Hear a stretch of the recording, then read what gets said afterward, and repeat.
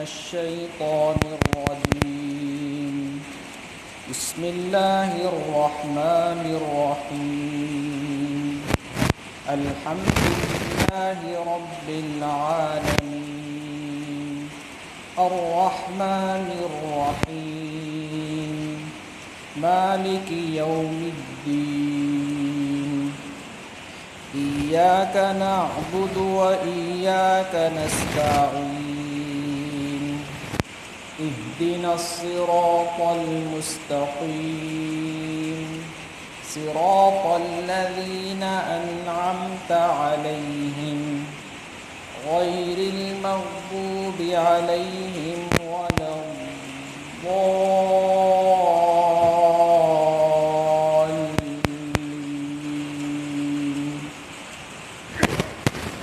صدق الله العظيم.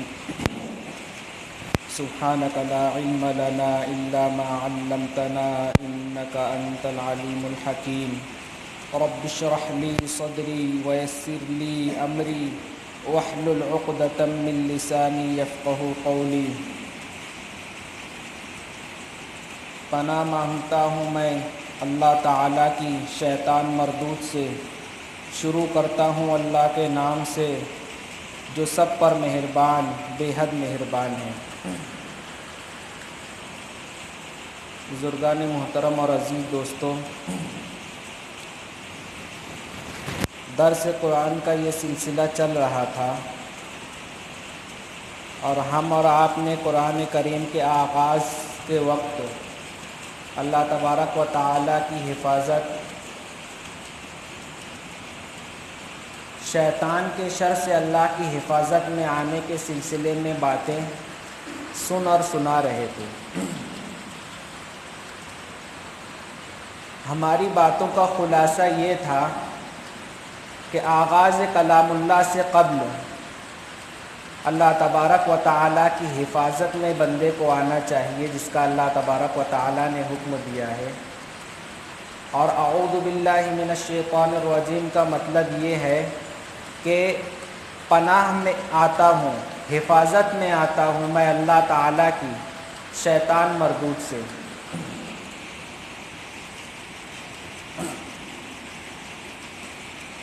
مفسرین کرام نے اس کا تفصیلی معنی بتاتے ہوئے لکھا ہے کہ پناہ پکڑتا ہوں اور حمایت ڈھونڈتا ہوں اللہ تعالیٰ کی بہکانے اور پھسلانے سے شیطان مردود کے. قرآن کریم کے آغاز میں اعوذ باللہ من الشیطان الرجیم پڑھا جاتا ہے اور اس کا مطلب، اس کی تفسیر، اس سلسلے میں جو احکامات تھے وہ ہم اور آپ نے گزشتہ مجلسوں میں سنیے. آج کی مجلس میں ہماری بات کا موضوع ہوگا کہ قرآن کریم کے آغاز اعوذ باللہ من الشیطان الرجیم کے بعد سب سے پہلی سورت سورۃ الفاتحہ ہے. سورۃ الفاتحہ یہ قرآن کریم کی سب سے پہلی سورت ہے.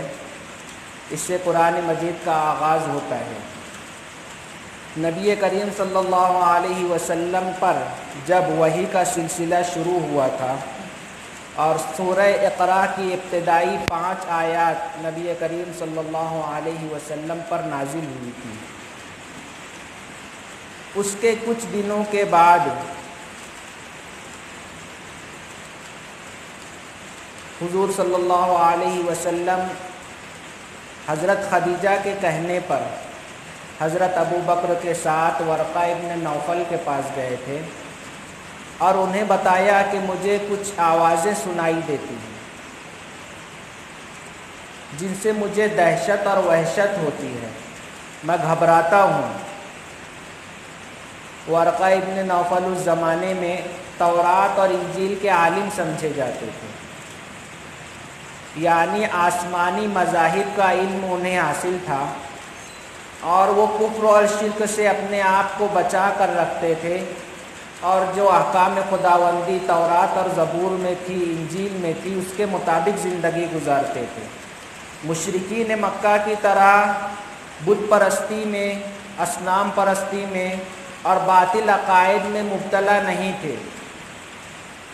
صحیح بات کی اور صحیح دین کی کھوج میں برابر لگے رہتے تھے، تو نبی کریم صلی اللہ علیہ وسلم کو حضرت خدیجۃ الکبریٰ رضی اللہ عنہ نے حضرت ابو بکر کے ساتھ ان کے پاس بھیجا تھا۔ تو انہوں نے نبی کریم صلی اللہ علیہ وسلم کی ان کیفیات کو سن کر کہا کہ اللہ تبارک و تعالیٰ کی جانب سے آپ پر وہی فرشتہ آتا ہے جو حضرت موسیٰ اور حضرت عیسیٰ پر آیا کرتا تھا، تو آپ اس کی باتوں کو سنا کیجیے۔ اور انہوں نے نبی کریم صلی اللہ علیہ وسلم کو تسلی دی، آپ کی ڈھارس بندھائی کہ گھبرانے کی ضرورت نہیں ہے۔ انہیں جو بھی علم تھا کتاب کا، تورات، انجیل وغیرہ سے، اس کی روشنی میں انہوں نے نبی کریم صلی اللہ علیہ وسلم کو تسلی دی، اور اس کے بعد نبی کریم صلی اللہ علیہ وسلم پر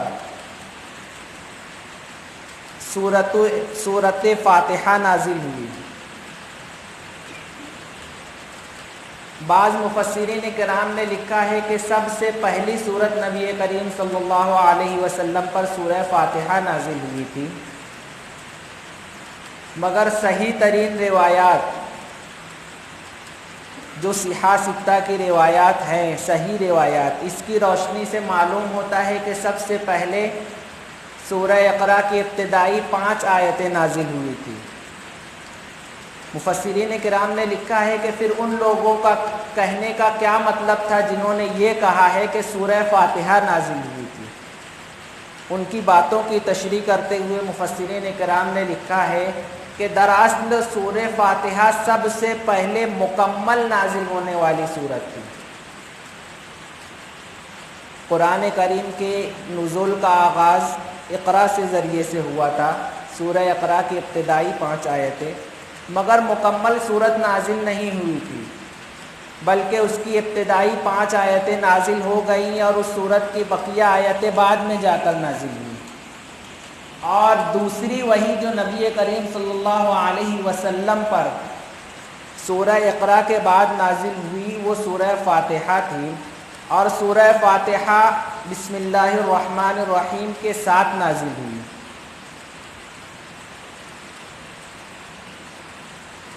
سورہ فاتحہ یہ مکی صورت ہے،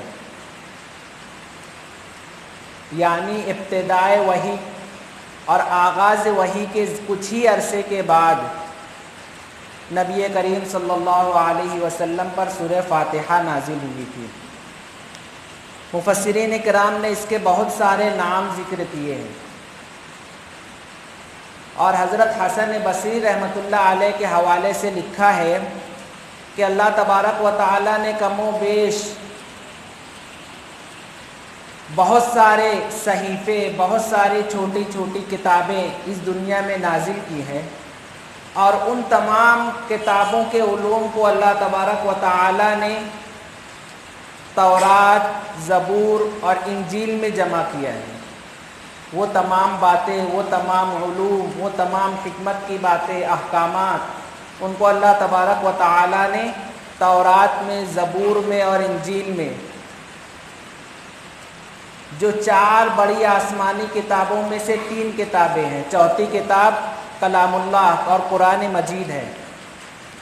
تو ان تینوں کتابوں میں اللہ تبارک و تعالیٰ نے ان تمام احکامات کو جو انبیاء کرام علیہم الصلاۃ والسلام کے اوپر نازل ہوئے تھے ان کو جمع فرما دیا ہے، اور پھر ان تینوں کتابوں کے علوم کو اللہ تبارک و تعالیٰ نے قرآن مجید میں جمع کیا ہے، اور قرآن مجید میں بھی قرآن مجید کے تمام علوم کو اللہ تبارک و تعالیٰ نے مفصلات میں جمع کیا ہے۔ مفصلات جو سورہ حجرات سے شروع ہو کر ختم قرآن پاک تک ہے، قرآن پاک کی آخری منزل کہلاتی ہے۔ اور اس کے بعد حضرت حسن بصری رحمۃ اللہ علیہ فرماتے ہیں کہ مفصلات کے پورے علوم کو اللہ تبارک و تعالیٰ نے سورہ فاتحہ میں جمع کر دیا ہے، اور سورہ فاتحہ کی پوری باتیں بسم اللہ الرحمن الرحیم کے اندر سما جاتی ہیں۔ یعنی سورہ فاتحہ ایک ایسی صورت ہے، مفسرین کرام نے لکھا ہے کہ اگر اس کی تفسیر کی جائے تو پورے قرآن کی تفسیر صرف سورہ فاتحہ کی تفسیر میں سما جاتی ہے۔ سورہ فاتحہ متن ہے اور اس کے علاوہ پورا قرآن کریم اس کی تفسیر ہے، اور سورہ فاتحہ کا آغاز بسم اللہ الرحمن الرحیم کے ذریعے سے ہوتا ہے۔ سورہ فاتحہ کے بہت سارے نام مفسرین کرام نے ذکر کیے ہیں جو قرآن کریم میں بھی آئے ہیں اور حدیث پاک میں بھی آئے ہیں، اور حدیث پاک اور قرآن کریم میں ان ناموں کے ساتھ ان کی وجوہات کا بھی تذکرہ کیا ہے، مفسرین کرام نے اسے بھی مفصل بیان کیا ہے کہ اس کا نام سبع مثانی بھی ہے، اس کا دوسرا نام سورۃ الشافی، شافیہ یا سورۃ الشفا بھی ہے۔ حدیث پاک میں آتا ہے کہ اللہ تبارک و تعالیٰ نے اس سورت میں شفا رکھی ہے۔ اس سورت کا نام حدیث پاک میں رقیہ کے نام سے بھی آتا ہے، یعنی پڑھ کر دم کرنے والی سورت۔ صحابہ کرام کا ایک قافلہ ایک علاقے سے گزر رہا تھا، اور عرب کے اندر یہ معمول تھا، پہلے زمانوں میں نبی کریم صلی اللہ علیہ وسلم کے زمانے میں عرب میں یہ معمول تھا۔ عرب لوگ بہت ضیافت کرنے والے تھے، مہمانوں کا اکرام کرنے والے تھے، تو قافلے چلا کرتے تھے اور راستے میں دکانیں وغیرہ نہیں ہوتی تھی، بلکہ قافلے کسی بستی کو دیکھ کر اس کے باہر پڑاؤ ڈال لیا کرتے تھے، اور بستی والوں کی جانب سے ان کے کھانے وغیرہ کا انتظام ہو جایا کرتا تھا۔ صحابہ کرام کا قافلہ بستی کے باہر ٹھہرا ہوا تھا، اور انہیں اس بات کی امید تھی کہ بستی والے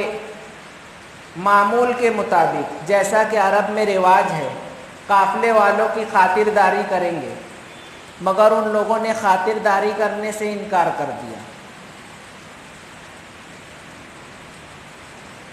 صحابہ کرام اصل میں نبی کریم صلی اللہ علیہ وسلم پر ایمان لا چکے تھے، اور بستی والوں کا مذہب کا علم نہیں ہے۔ شراح نے لکھا ہے کہ شاید اسی وجہ سے کہ وہ لوگ غیر مذہب کے تھے، اس لیے انہوں نے اپنے رواج کو توڑ دیا اور صحابہ کرام کی ضیافت سے اور ان کے لیے کھانا وغیرہ کا انتظام کرنے سے انکار کر دیا۔ اور یہ وہ زمانہ تھا کہ دکانیں وغیرہ نہیں ہوتی تھی کہ آدمی کو کھانا نہ ملے تو جا کر بازار سے خرید کر لے آئے اور لا کر کھانے کا انتظام کر لے۔ قافلے وغیرہ دن بھر چلا کرتے تھے اور شام میں اندھیرا ہونے کے بعد کہیں پڑاؤ ڈالا کرتے تھے، اور جو دکانیں وغیرہ بستیوں میں ہوتی بھی تھی تو وہ اندھیرا قائم ہونے سے پہلے ہی لوگ اپنے اپنی دکانیں بند کر کے اپنے اپنے گھروں کے جانب لوٹ جاتے تھے، اور قافلے وغیرہ بھی خود کے انتظام سے چلا کرتے تھے۔ اب جب اس قافلے کے ساتھ یہ بات ہوئی، قافلہ ٹھہرا رہا، انہوں نے جو انتظام اپنے لیے ساتھ میں لایا توشہ تھا اس سے کھانا کھایا، اتنے میں بستی کی جانب سے ایک شخص آیا اور اس نے آ کر کہا کہ ہمارے بستی کے سردار کو بچھو نے ڈنک مار لیا، آپ میں سے کوئی شخص اسے جھاڑنا جانتا ہے؟ تو ایک صحابی کھڑے ہوئے، انہوں نے کہا ہاں میں جھاڑ سکتا ہوں، مگر میں اپنے جھاڑنے کے عوض میں مجھے یہ چیزیں چاہیے۔ انہوں نے اپنی ڈیمانڈ رکھی، 30 بکریاں چاہیے، اور جو بھی چیزوں کی ضرورت تھی انہوں نے رکھی۔ انہوں نے کہا ٹھیک ہے، اور اس کے بعد صحابی گئے اور جا کر سورہ فاتحہ پڑھ کر دم کیا، اور ان کا بچھو کا جو اثر تھا، اس کے زہر کا اثر تھا، وہ ختم ہو گیا۔ یہ لوگ واپس آئے نبی کریم صلی اللہ علیہ وسلم کے پاس، جو سامان ان لوگوں نے بستی والوں سے لیا تھا پڑھ کر دم کرنے کے عوض، اس کو استعمال نہیں کیا، بلکہ بات یہ ہوئی کہ ہم پہلے حضور سے دریافت کریں گے کہ اسے استعمال کرنا چاہیے یا نہیں کرنا چاہیے۔ تو نبی کریم صلی اللہ علیہ وسلم کی خدمت میں آئے اور عرض کیا، تو نبی کریم صلی اللہ علیہ وسلم نے دریافت کیا کہ آپ نے اس کے بچھو کے زہر کو اتارنے کے لیے کیا عمل کیا تھا؟ انہوں نے بتایا، اللہ کے رسول آپ نے بتایا ہے کہ سورہ فاتحہ میں شفا ہے، میں نے سورہ فاتحہ پڑھ کر دم کی تھی۔ تو نبی کریم صلی اللہ علیہ وسلم نے اس کی تصویب فرمائی، تعریف فرمائی، اور اس کے بعد نبی کریم صلی اللہ علیہ وسلم کو جب علم ہوا کہ اس کے بدلے میں جو چیزیں لی تھی ان چیزوں کو ابھی تک استعمال نہیں کیا ہے، صحابہ کے درمیان اس بات کا اندیشہ تھا کہ یہ چیزیں حلال ہے، قرآن مجید پڑھ کر دم کرنے کے بدلے میں چیزیں لینا درست ہے یا نہیں ہے، انہیں استعمال کرنا چاہیے یا نہیں کرنا چاہیے۔ جب ان چیزوں کا نبی کریم صلی اللہ علیہ وسلم کو علم ہوا تو نبی کریم صلی اللہ علیہ وسلم نے ان سے کہا کہ ان چیزوں کو اپنے درمیان تقسیم کر لو اور اس میں سے میرے لیے بھی حصہ لگا دینا، یعنی آپ نے اپنے لیے بھی اس میں سے حصہ لگانے کا حکم دیا، اس بات کو بتانے کے لیے کہ یہ مال طیب اور حلال ہے، اسے استعمال کیا جانا چاہیے۔ تو اس حدیث میں اس سورت کا نام رقیہ آیا ہے، یعنی پڑھ کر دم کرنے والی سورت۔ اسی طرح دوسری حدیث میں اسے ام القرآن کہا گیا ہے کہ پورے قرآن کے علوم اس میں جمع ہیں۔ دوسری حدیث میں اسے ام الکتاب کہا گیا ہے۔ کتاب قرآن مجید کے معنی میں ہی ہے، جس کا وہی معنی ہے جو ام القرآن کا ہے، یعنی پورے قرآن کے علوم کی جامع، پورے کتاب کی علوم کی جامع۔ اس سورت کو سورۃ الکنز بھی کہا جاتا ہے۔ حدیث پاک میں آتا ہے کہ یہ اللہ تبارک و تعالیٰ کے عرش کے نیچے ایک خزانہ تھا، اس سے نازل ہوئی تھی، اس لیے اس سورت کو سورۃ الکنز بھی کہا جاتا ہے۔ اسی طرح اسے سورۃ الاستعانت بھی کہا جاتا ہے کہ اس سورت میں اللہ تبارک و تعالیٰ نے بندوں کو ایک طریقہ بتایا ہے دعا کرنے کا۔ تفسیر جب آئے گی سورہ فاتحہ کی ہم اسے تفصیلاً سمجھیں گے کہ اس میں اللہ تبارک و تعالیٰ نے بندوں کو دعا مانگنے کا سلیقہ اور طریقہ سکھایا ہے، اور سکھایا ہے کہ کس طرح سے اللہ تبارک و تعالیٰ سے مانگنا چاہیے اور کیا مانگنا چاہیے۔ مفسرین کرام نے تفصیلاً اس سورت کے بہت سارے نام ذکر کیے ہیں۔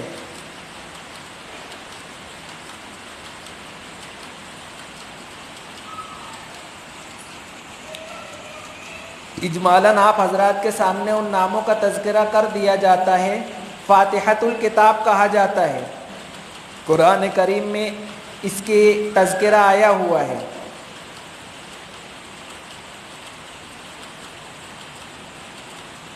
اسی طرح ایک حدیث میں اس کا نام سورۃ الصلاۃ آیا ہے،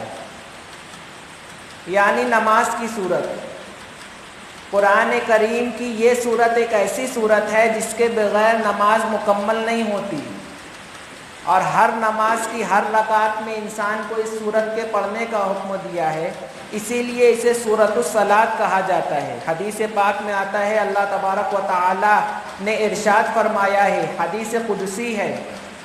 اور حدیث قدسی کہتے ہیں کہ اللہ تبارک و تعالی کے بات کو نبی کریم صلی اللہ علیہ وسلم نقل کریں اور اس بات کا تذکرہ کرتے ہوئے نقل کرے کہ اللہ تبارک و تعالی نے یہ ارشاد فرمایا ہے۔ اور حدیث میں آیا ہے کہ اللہ تبارک و تعالی نے یہ ارشاد فرمایا ہے کہ میں نے قسمت الصلاۃ بینی و بین عبدی نصفین، کہ میں نے صلاۃ کو میرے اور بندوں کے درمیان آدھا آدھا تقسیم کر دیا ہے۔ وَلِعَبْدِي مَا سَأَلَ، اور بندوں کے لیے وہ ہے جس کا وہ سوال کریں گے۔ اور پھر صلاۃ کی تشریح کرتے ہوئے آگے حدیث میں آیا ہے اذا قال الحمد للہ رب العالمین، کہ جب بندہ الحمد للہ رب العالمین کہتا ہے، یعنی تمام تعریفیں اللہ تبارک و تعالی کے لیے جو سارے جہانوں کا پروردگار ہے، تو اللہ تبارک و تعالیٰ اس کے جواب میں ارشاد فرماتے ہیں حمیدنی عبدی، کہ میرے بندے نے میری تعریف کی، میری حمد و ثنا بیان کی۔ جب بندہ الرحمن الرحیم کہتا ہے تو اللہ تبارک و تعالیٰ کی جانب سے جواباً ارشاد ہوتا ہے اثنا علی عبدی، میرے بندے نے میری تعریف کی، میری ثنا بیان کی۔ جب بندہ مالک یوم الدین کہتا ہے تو اللہ تبارک و تعالیٰ کی جانب سے جواب آتا ہے مجدنی عبدی، میرے بندے نے میری بزرگی بیان کی۔ اور دوسری روایت میں آتا ہے کہ اللہ تبارک و تعالیٰ کی جانب سے جواب آتا ہے فوض الی عبدی، کہ بندے نے اپنے معاملات میرے سپرد کر دیے۔ اور جب بندہ ایاک نعبد و ایاک نستعین کہتا ہے تو اللہ تبارک و تعالیٰ کی جانب سے جواب آتا ہے ھذہ الآیۃ بینی و بین عبدی نصفین ولعبدی ما سأل، کہ یہ ایک ایسی آیت ہے جو میرے اور بندوں کے درمیان مشترک ہے، کہ بندہ اس میں پہلے اللہ تبارک و تعالیٰ کی الوہیت، ربوبیت اور اللہ تبارک و تعالیٰ کے معبود ہونے کا اقرار کرتا ہے کہ ہم آپ ہی کی عبادت کرتے ہیں، اور نمبر 2 پر اللہ تبارک و تعالیٰ سے مانگتا ہے وَإِيَّاكَ نَسْتَعِينُ، اور آپ ہی سے مدد مانگتے ہیں۔ یعنی ایک جانب اللہ تبارک و تعالیٰ کے معبود ہونے کا اقرار، اور دوسری جانب اپنی دعا کا آغاز کہ ہم اللہ تبارک و تعالیٰ ہی سے مدد چاہتے ہیں۔ جب بندہ اہدنا الصراط المستقیم صراط الذین انعمت علیہم غیر المغضوب علیہم ولا الضالین پڑھتا ہے تو اللہ تبارک و تعالیٰ کی جانب سے ارشاد ہوتا ہے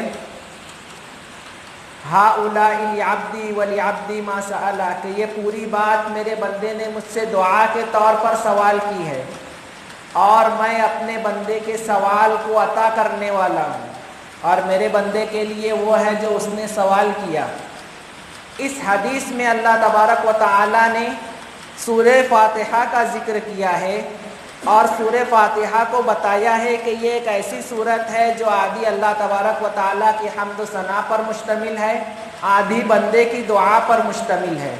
اور اللہ تبارک و تعالیٰ نے اس کو سورۃ الفاتحہ نہیں بلکہ الصلاۃ کے لفظ سے تعبیر کیا ہے۔ اس لیے محدثین کرام کہتے ہیں کہ اس کا ایک نام سورۃ الصلاۃ بھی ہے۔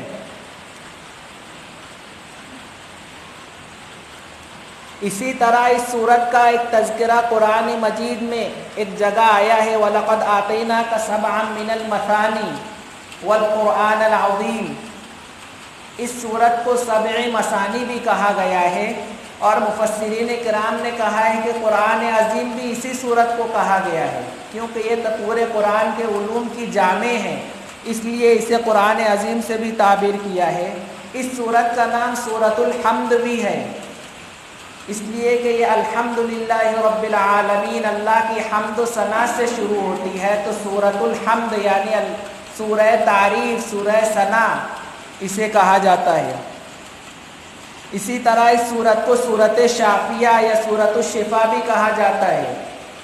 کہ نبی کریم صلی اللہ علیہ وسلم کی احادیث میں اور صحابہ کے معمول میں، بزرگان دین کے معمول میں یہ بات رہی ہے کہ کوئی بھی چیز دم کرنی ہو، کسی بھی چیز کے لیے، بیماری کے لیے یا کسی اور چیز کے لیے، برکت کے لیے ہو، شفا کے لیے ہو، بیماری سے علاج کے لیے ہو یا کسی اور مقصد کے لیے ہو، یہ سورت ضرور پڑھ کر دم کرتے ہیں، اس لیے کہ اسے سورۃ الشفا یا سورۃ الشافیہ بھی کہا جاتا ہے۔ اسی طرح اسے سورۃ الوافیہ بھی کہا جاتا ہے، یعنی یہ پوری صورت ہے، یہ ہر شخص کے لیے کافی و شافی ہے، اسے سورۃ الکافیہ بھی کہا جاتا ہے، اس لیے کہ یہ صورت ہر دوسری چیز کی جانب سے کفایت کر جاتی ہے، مگر کوئی بھی دوسری چیز اس صورت کے بدلے میں کفایت نہیں کرے گی، یعنی کوئی بھی دوسری چیز ہو اس کے بدلے میں یہ صورت اگر پڑھ دی جائے، دم کر دی جائے یا رکھ دی جائے تو یہ صورت اس کی جانب سے کافی ہو جائے گی، کہ اس دوسری چیز کی انسان کو حاجت اور ضرورت باقی نہیں رہ جائے گی، مگر جہاں اس صورت کی ضرورت ہو وہاں اس کے علاوہ پوری کائنات کی کوئی بھی چیز اگر لے آئی جائے وہ اس سورت کی جانب سے کافی نہیں ہوتی، اس لیے اسے سورۃ الکافیہ بھی کہا جاتا ہے، اسے سورۃ السؤال بھی کہا جاتا ہے، اس لیے کہ اس میں بندے نے اللہ تبارک و تعالیٰ سے ہدایت کا سوال کیا ہے، اہدنا الصراط المستقیم، کہ اللہ ہمیں سیدھے راستے کی ہدایت عطا فرما، راستہ ایسے لوگوں کا جس پر تیرا انعام نازل ہوا، جن سے نہ آپ ناراض ہوئے اور نہ گمراہ ہوئے۔ بندہ اس چیزوں کا سوال کرتا ہے، اس لیے اس سورت کو سورۃ السؤال بھی کہا جاتا ہے اور اسے سورۃ الواجبہ بھی کہا جاتا ہے، اس لیے کہ نماز میں اس سورت کا پڑھنا ضروری ہے، اس کے بغیر نماز نہیں ہوتی۔ ہاں اگر آدمی جماعت کے ساتھ نماز پڑھ رہا ہے تو امام کا پڑھنا ہم تمام کے پڑھنے کی طرف سے کافی ہو جاتا ہے،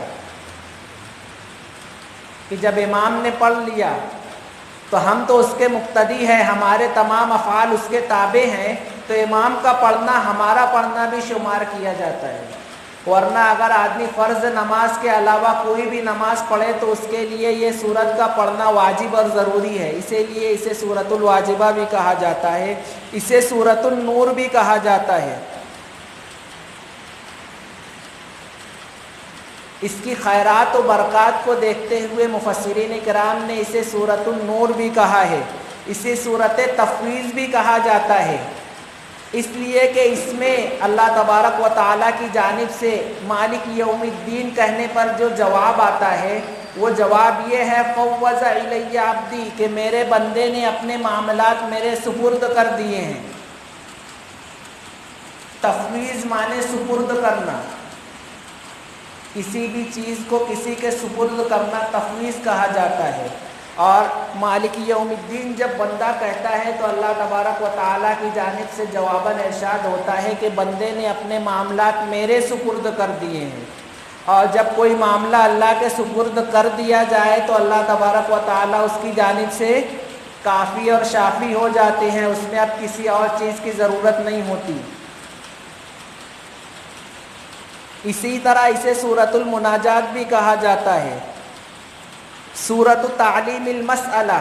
یعنی سوال کرنے کا طریقہ۔ اس سورت میں اللہ تبارک و تعالیٰ سے بندوں کو مانگنے کا طریقہ بھی بتایا گیا ہے، کہ پہلے اللہ کی تعریف، اللہ کی حمد و ثنا، اللہ کے رحیم و کریم ہونا، ان تمام چیزوں کا تذکرہ کیا ہے، اس کے بعد اللہ کے معبود ہونے کا تذکرہ، اس کے بعد اپنے سوال کو رکھا گیا، یعنی دعا سوال کس طرح کرنا چاہیے اور کیسے کرنا چاہیے، یہ چیز سکھائی گئی ہے۔ اور یہ ایک بہت ضروری چیز ہے، دعا کب کرنی چاہیے اور کیسے کرنی چاہیے۔ دعا کے بہت سارے آداب ہیں، اس صورت میں دعا کے ادب کو بھی سکھایا گیا ہے، اور مفسرین کرام نے تفصیلاً یہاں پر دعا کے آداب کا تذکرہ کیا ہے، کہ دعا کا پہلا ادب یہ ہے کہ دعا کرنے سے پہلے کوئی نہ کوئی نیک کام کرنا چاہیے۔ اللہ کی حمد و ثنا یہ ایک نیک کام ہے، ایک نیکی ہے، اللہ کی تعریف کرنا، تو پہلے کوئی نیکی انسان کو انجام دینی چاہیے، اس کے بعد دعا کرنی چاہیے، اور نیکی انجام دینے کے ساتھ ساتھ اگر وہ دیگر نیکیاں ہیں، یعنی اللہ کی حمد و ثنا کے علاوہ آدمی نے کوئی اور نیکی کی ہے، تو اس کے لیے بھی ضروری ہے کہ دعا کے آغاز سے پہلے اللہ کی حمد و ثنا سے اپنی دعا کا آغاز کرے۔ اتنی صورتوں کے اتنے نام مفسرین کرام نے ذکر کیے ہیں، تو یہ ہو گئی سورۃ الفاتحہ۔ اور سورہ فاتحہ ہر سورت کے آغاز میں اللہ تبارک و تعالیٰ کی جانب سے نبی کریم صلی اللہ علیہ وسلم کو اس کا ایک نام بتایا جاتا تھا، اور ضروری نہیں ہے کہ کسی بھی سورت کا ایک ہی نام ہو، اس کے بہت سارے نام ہوتے ہیں۔ جیسے سورہ فاتحہ کے ہی حدیث پاک اور قرآن پاک میں تقریباً 8-10 ناموں کا تذکرہ آیا ہے صرف سورہ فاتحہ کے لیے. اس کی ہر خوبی کو لے کر اس کا نام رکھا جاتا ہے، اس کی ہر خوبی کو لے کر اسے یاد کیا جاتا ہے. تو سورہ فاتحہ، اب سورہ فاتحہ لکھنے کے بعد قرآن مجید میں سورہ فاتحہ کا آغاز ہوتا ہے بسم اللہ الرحمن الرحیم کے ذریعے سے. مفسرین کرام نے لکھا ہے کہ قرآن مجید کی تلاوت کا آغاز اعوذ باللہ من الشیطان الرجیم سے، اور پھر کوئی بھی سورت کا آغاز کرنا ہو یا تلاوت کا آغاز کرنا ہو تو بسم اللہ الرحمن الرحیم پڑھا جاتا ہے. یہ اللہ تبارک و تعالیٰ کی جانب سے نازل کیا ہوا کلام ہے. اور یہ کیوں پڑھا جاتا ہے؟ مفسرین کرام نے لکھا ہے کہ آدمی قرآن مجید کی تلاوت کے آغاز میں پہلے اللہ تبارک و تعالیٰ کی حفاظت اور پناہ میں آتا ہے شیطان سے، یعنی شیطان کے بہلانے پھسلانے، اس کے مکر و فریب سے اللہ کی حفاظت میں آتا ہے. اور اللہ کی حفاظت میں جب بندہ آتا ہے تو اس کے اوپر جتنے بھی شیطانی اثرات ہوتے ہیں، یعنی گناہ اور دیگر چیزیں جو شیطانوں کے عمل کی وجہ سے انسان کے ساتھ لگ جاتی ہے، تو اللہ تبارک و تعالیٰ کی حفاظت میں جس وقت داخل ہوتا ہے تو ان نقائص یا بولیے ان گندگی اور گناہوں کے ساتھ اللہ کی حفاظت میں نہیں آتا، بلکہ اللہ کی حفاظت میں آتا ہے تو بندہ ان نقائص اور گناہوں سے صاف ہو کر اللہ کی حفاظت میں آتا ہے.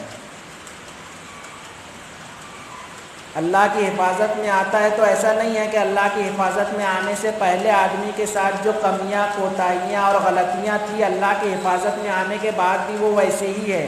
نہیں، بلکہ جیسے ہی وہ اللہ کی حفاظت میں آتا ہے اس کی کوتاہیاں اور نقائص ختم ہو جاتے ہیں. اور جب اس کے کوتاہیاں اور نقائص ختم ہو کر وہ پاک اور صاف اللہ کی حفاظت میں آ جاتا ہے تو قرآن کریم کے آغاز سے پہلے پھر اسے اپنے آپ کو اللہ کی حفاظت کے ساتھ ساتھ اللہ کی رحمت میں بھی داخل کرنا ہے. ابھی تو اللہ کی حفاظت میں آیا ہے، اب اللہ کی حفاظت کے ساتھ ساتھ اللہ کی رحمت میں بھی ہمیں داخل ہونا ہے. اور اللہ کی رحمت میں آدمی داخل ہوتا ہے بسم اللہ الرحمن الرحیم پڑھ کر، کہ بندہ جب پڑھتا ہے کہ شروع کرتا ہوں اللہ کے نام سے. اور یہاں پر بندہ اللہ تبارک و تعالیٰ کی 2 صفتوں کو اور ذکر کرتا ہے جو سب پر مہربان، بے حد مہربان ہے.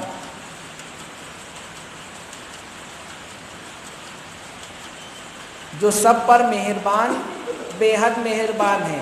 جب اللہ کی رحمان اور رحیم ہونے کی صفت کو بندہ ذکر کرتا ہے تو اللہ تبارک و تعالیٰ کی رحمت کا نزول اس پر ہوتا ہے. اور قرآن مجید ہی نہیں، انسان کو اپنے ہر عمل کے شروع میں بسم اللہ الرحمن الرحیم پڑھنا چاہیے کہ میں اللہ کے نام کے ساتھ شروع کرتا ہوں. اب بسم اللہ الرحمن الرحیم میں با آیا ہے شروع میں، اسم یعنی نام، اللہ کے نام. با کا مطلب مفسرین کرام نے 2 ذکر کیے ہیں. نمبر 1 یہ الصاق کے معنی میں، یعنی اللہ کے نام کے ساتھ شروع کر رہا ہوں.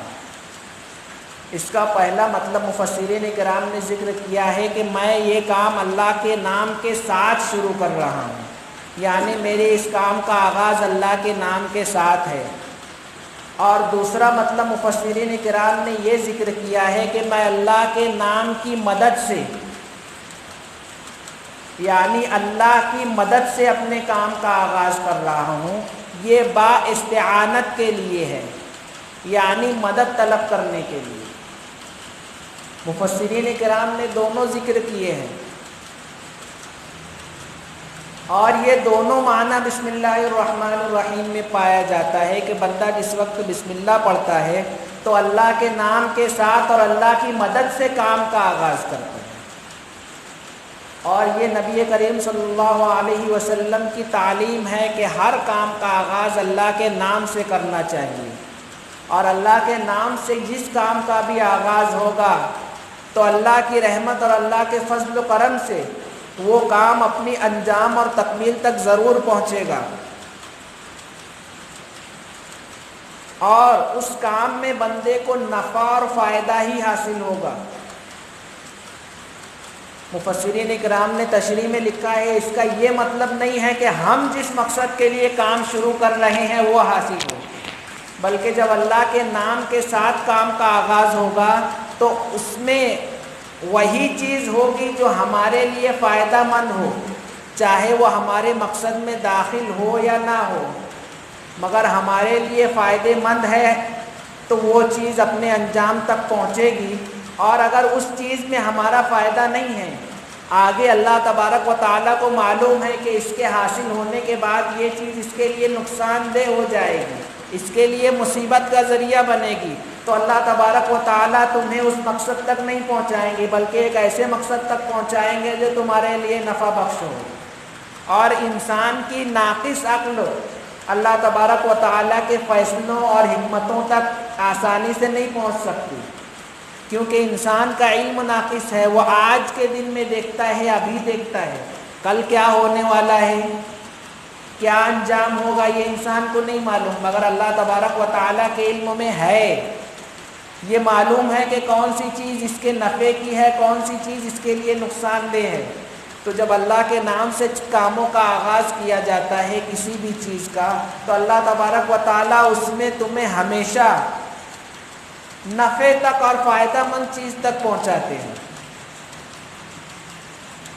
اگر جو مقصد آپ نے پیش نظر رکھا ہے اس مقصد میں تمہارے لیے اللہ کے تقدیر میں، اللہ کے علم میں ہے کہ یہ چیز تمہارے لیے فائدہ مند ہے، تو اللہ تبارک و تعالیٰ وہاں تک پہنچا دیں گے، اور اگر اللہ کے علم میں ہے کہ یہ چیز تمہارے لیے نقصان دہ ہے تو اللہ تبارک و تعالیٰ اس نقصان سے تمہیں بچا لیں گے۔ تو یہ ہے بسم اللہ کی برکت، صرف قرآن مجید ہی نہیں بلکہ ہر کام کے آغاز سے پہلے،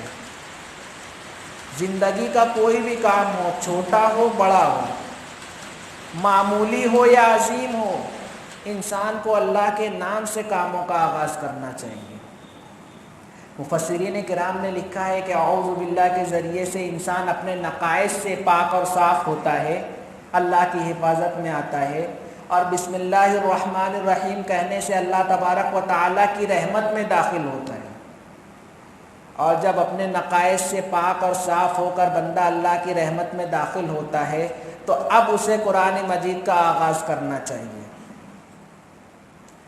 مفسرین کرام نے لکھا ہے کہ یہاں پہ اللہ تبارک و تعالیٰ کے بسم اللہ میں 3 ناموں کا تذکرہ ہے۔ ایک اللہ تبارک و تعالیٰ کا نام نامی ہے، یعنی اللہ کا اسم ذاتی اللہ، اور دوسرا الرحمن، تیسرا الرحیم۔ قرآن مجید میں اللہ تبارک و تعالیٰ کے نام اللہ کے ساتھ الرحمن کا تذکرہ آیا ہے۔ قرآن مجید کی آیت ہے قُلِ ادْعُوا اللَّهَ أَوِ ادْعُوا الرَّحْمَنَ، کہ اللہ کو پکارو یا رحمان کو پکارو۔ تو پہلے نمبر پر پکارنے کے لیے لفظ اللہ کا ذکر آیا ہے، دوسرے نمبر پر لفظ رحمان کا ذکر آیا ہے، اور تیسرا نام الرحیم۔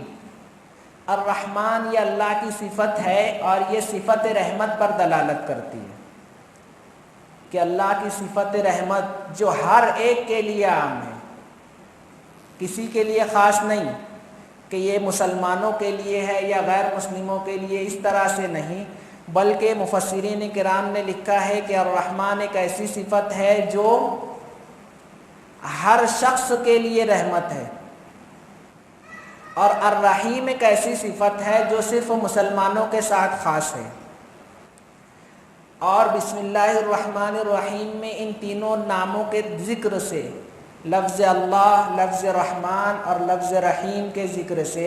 مفسرین کرام نے یہ نقطہ بیان کیا ہے کہ بندہ جب بسم اللہ الرحمن الرحیم کہتا ہے تو لفظ اللہ سے اشارہ یہ ہے کہ اللہ تبارک و تعالیٰ نے اس کو عدم سے وجود میں لایا، وہ نہیں تھا اسے پیدا کیا، اور اللہ تبارک و تعالی خالق اور مالک ہیں۔ اللہ تبارک و تعالی نے بندوں کو پیدا کیا، اور لفظ رحمان دلالت کرتا ہے اللہ کی رحمت پر اس دنیاوی زندگی میں۔ اس دنیاوی زندگی میں اللہ کی رحمت ہر شخص کے ساتھ ہے۔ اللہ تبارک و تعالی ایمان والوں کے لیے بھی رحمت والا ہے، اور جن لوگوں نے ایمان نہیں قبول کیا ان کے لیے بھی اللہ تبارک و تعالی کی جانب سے اس دنیا میں رحمت اور بھلائی ہے۔ یعنی جو بھی نیک کام وہ کرتے ہیں اس کا بدلہ اللہ تبارک و تعالی انہیں اس دنیا میں ہی عطا فرما دیتے ہیں۔ یعنی اللہ تبارک و تعالی کے یہاں انصاف ہے۔ ایمان والوں کے اچھے عمل کی برکت دنیا میں ہوگی، بدلہ آخرت میں ہوگا۔ اچھا عمل ایمان والے کریں گے، اس کی برکات دنیا میں حاصل ہوگی، اس کا بدلہ آخرت میں ملے گا۔ اور ایمان والوں کے گناہ جو ہوں گے ان کو جھاڑنے کے لیے اللہ تبارک و تعالی اس دنیا میں ہی کچھ نہ کچھ مصیبت نازل کریں گے، کچھ نہ کچھ گھریلو پریشانی ہوگی، بیماری ہوگی، اس کے ذریعے سے ایمان والوں کے گناہ جھڑیں گے۔ یعنی اس دنیا میں جو حالات ہم پر آتے ہیں ایمان والوں پر، وہ بھی اللہ کی رحمت ہے کہ آخرت میں ہمارے جو گناہ ہیں ان کا کفارہ اللہ تبارک و تعالی دنیا میں ہی کرنے کا یہ ایک طریقہ اللہ تبارک و تعالی کی رحمت سے اختیار کیا ہے کہ آخرت کا عذاب برداشت کرنے کی ہر ایک کے اندر قوت اور طاقت نہیں ہوگی۔ اس لیے ایمان والوں کے درجات بلند کرنے کے لیے، گناہوں کو معاف کرنے کے لیے ایمان والوں پر دنیا میں حالات آئیں گے، اور ایمان والوں کے اچھے عمل کا بدلہ آخرت میں ملے گا۔ تو ایمان والوں کے اچھے عمل کا بدلہ آخرت میں ملے گا، برے عمل اور گناہ کو اللہ تبارک و تعالی دنیا ہی میں معاف کرنے کی کوشش کریں گے۔ یہ اللہ کی رحمت ہے کہ اچھے عمل کو اس وقت کے لیے رکھا جب اس کی ضرورت ہے، اور عذاب جو مصیبت والی چیز ہے اسے اس آسانی کے ساتھ اس دنیا میں ختم فرما رہے ہیں۔ اسی کے ساتھ کافر جو ہیں ان کے لیے بھی اللہ کے یہاں انصاف ہے کہ وہ جو بھی اچھا عمل کرتے ہیں،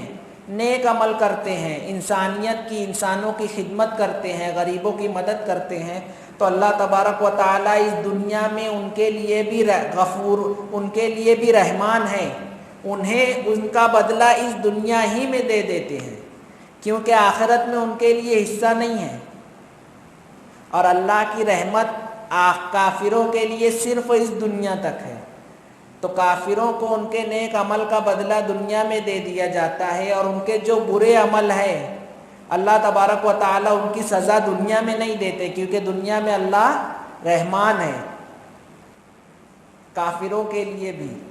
اور الرحیم کے ذریعے سے اللہ تبارک و تعالی نے آخرت کی رحمت کا ذکر کیا ہے کہ آخرت میں صرف ایمان والوں کے لیے اللہ تبارک و تعالی کی رحمت ہوگی، کافروں کے لیے نہیں ہوگی۔ یعنی وہاں اللہ تبارک و تعالی ایمان والوں کو نیکیوں کا بدلہ دیں گے، اللہ تبارک و تعالی کی رحمت سے ایمان والوں کے گناہ معاف ہوں گے، اور اللہ کی رحمت سب پر ہوگی۔ جب یہ بات نبی کریم صلی اللہ علیہ وسلم نے ارشاد فرمائی کہ اللہ کی رحمت کے بغیر کوئی جنت میں داخل نہیں ہوگا، کل قیامت کے روز اعمال کے بلبوتے پر، اعمال کی وجہ سے کوئی جنت میں نہیں جائے گا، بلکہ تمام ایمان والے اللہ کی رحمت کی وجہ سے جنت میں جائیں گے۔ تو صحابہ کرام نے نبی کریم صلی اللہ علیہ وسلم سے عرض کیا کہ اللہ کے رسول، کیا آپ بھی اللہ کی رحمت سے جنت میں جائیں گے؟ تو نبی کریم صلی اللہ علیہ وسلم نے ارشاد فرمایا، ہاں میں بھی اللہ کی رحمت سے ہی جنت میں جاؤں گا، اللہ کی رحمت مجھے ڈھانپ لے گی اور پھر میں جنت میں جاؤں گا۔ تو آخرت میں اللہ کی رحمت ایمان والوں کے ساتھ ہے، کافروں کے لیے آخرت میں سزا ہے، مگر دنیا میں اللہ کی رحمت سب کے ساتھ ہے۔ تو لفظ رحمان سے اللہ کی دنیاوی رحمت کی جانب اشارہ ہے، اور لفظ رحیم سے اللہ تبارک و تعالی کی اخروی رحمت کی جانب اشارہ ہے۔ بعض مفسرین نے اس کے برعکس بھی ذکر کیا ہے۔ جس وقت سورہ توبہ کی آخری آیت آئے گی لقد جاءکم رسول من انفسکم عزیز علیہ ما عنتم حریص علیکم بالمؤمنین رؤوف الرحیم، وہاں اس کا تذکرہ آئے گا انشاءاللہ۔ تو بسم اللہ الرحمن الرحیم کا کلام اللہ کے آغاز میں پڑھنا اس لیے ہے کہ اللہ تبارک و تعالیٰ کی رحمت میں داخل ہو جائے، اور پھر وہ جو چیز آگے پڑھے گا اللہ کی رحمت سے اس کے لیے ہدایت کا ذریعہ بنے گی، دنیا و آخرت میں نجات کا اور کامیابی کا ذریعہ بنے گی۔ تو قرآن کریم کے آغاز میں جو دو چیزیں پڑھی جاتی ہے، اعوذ باللہ من الشیطان الرجیم بسم اللہ الرحمن الرحیم، یہ کیوں پڑھی جاتی ہے ان باتوں کا تذکرہ چل رہا تھا، آپ حضرات کے علم میں آ گئی کہ اعوذ باللہ اللہ کی حفاظت میں آنا، اللہ کی پناہ میں آنا ہے شیطان سے، اور جب اللہ کی حفاظت میں آئیں گے تو انسان ہر نقائص اور برائی سے پاک اور صاف ہو جائے گا، اور بسم اللہ الرحمن الرحیم کے ذریعے سے اللہ کی مدد حاصل کرتے، اللہ کی مدد سے، اللہ کے نام سے اور اللہ کی رحمت میں داخل ہوتے ہوئے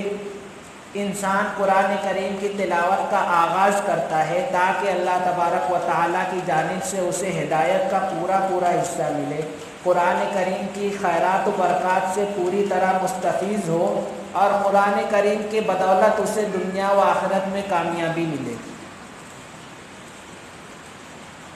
تو اتنی بات آپ کے